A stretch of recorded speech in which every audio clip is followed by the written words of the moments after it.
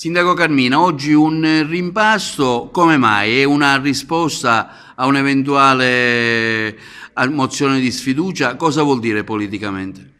Allora, certamente è una risposta alla mozione di sfiducia, nel senso che io ho inteso che alcuni consiglieri avessero presentato questa mozione, che per certi versi è anche un atto doveroso da parte di un'opposizione, non tanto perché effettivamente volessero mettere fine all'amministrazione, quanto piuttosto perché volessero un rilancio, una maggiore apertura, che per la verità noi avevamo già cominciato un dialogo con le altre forze politiche e appunto perciò ho voluto dare questo grande segnale, aprendo alla società civile, a un giovane che ha dato la sua disponibilità, che è competentissimo nella materia del turismo, dello sport, dello spettacolo, in tante altre, nelle comunicazioni internazionali, perché ha tutta una serie di rapporti anche con soggetti internazionali che potrebbero dare un grande supporto a un rilancio nel settore turistico di Porto Empedocle, e ha dato la disponibilità. Ho voluto dare questo segnale per dire che noi siamo aperti alla società civile, siamo aperti al contributo di tutti,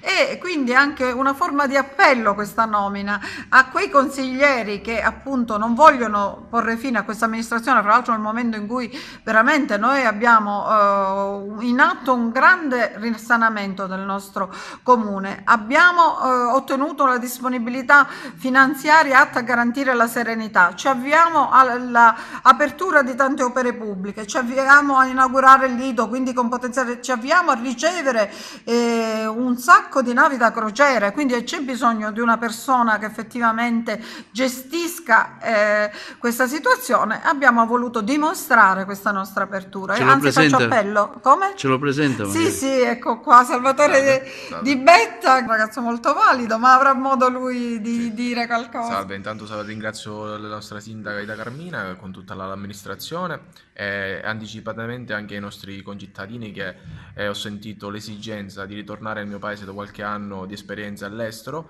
per poter portare avanti le mie materie legate al turismo, agli spettacoli, alla cultura e alla comunicazione internazionale. Sicuramente mi spenderò con tutte le mie forze e per i miei cittadini e allo stesso tempo non lasceremo indietro nessuno, ogni quartiere sarà valorizzato e promuoveremo l'immagine della nostra città a grandissime personalità che potranno investire sulla nostra città.